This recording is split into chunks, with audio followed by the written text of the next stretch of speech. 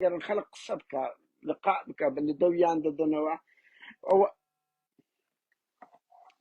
أو أميت خوش ناوة هاوريا كاقو ميتشوني بالي قادر نادرم لنا ولا بيش كاقو ميت قادر نادرم أو لايفا ها جدني أو أسلوبي أتكيد كي وقتك أول ماكر بزاني ناويرن حبي هذا التفسير لو يجاكما والله لو يجاكما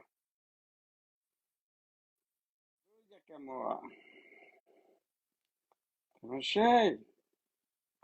كودة ترسل أما دي إشنيان أنجو كويلر أما دي خمي خلق معنا هاي راولو يجاكما بزلبو يعني أولنيا بزلن من بري بارتي آزايا أجر أميد بوري تي ورا جواب دوا باشا ورا جواب دوا بري خلقم قلتيا ورا عملنا عيد تندين كسكت بيدري أو بلاوة ها أميد أو بلاوة بوتو إيه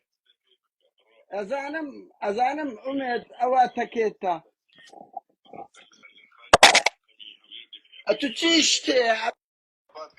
أتوتشتي أم بيدلم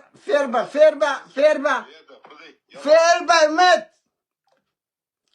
أو تشيش يعني أم بس شمارش لكم أمن بودا كم كرقمي كردستان بريم قادر نادرم ألم قادر نادرم أولو يكم بس لبو وي بزانيتن أو تشيش يعني أم بس رقمك ذكم هاوريان أو أسلوبي بارزغاري أوليرا باشا أو أسلوبي بارزغاري أوليرا دایان بینن هموش دەترسێن لەبەرەوەی ئەی بۆ ئاریان هەیە چەند کەس لەگە من قسەی کردیا هاوڕێیان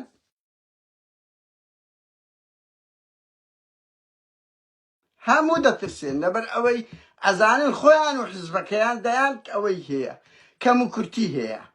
بۆیە ناوێرن جواب دەنەوە هەموو ئەوانەی کە ناوێرن جواب دەنەوە وەکو ئومێد خۆشناوین ئەوە لەبەر ئەوەی دەزانین حزبەکەی چی کردیەوە دەزانی ئەم چم پێیە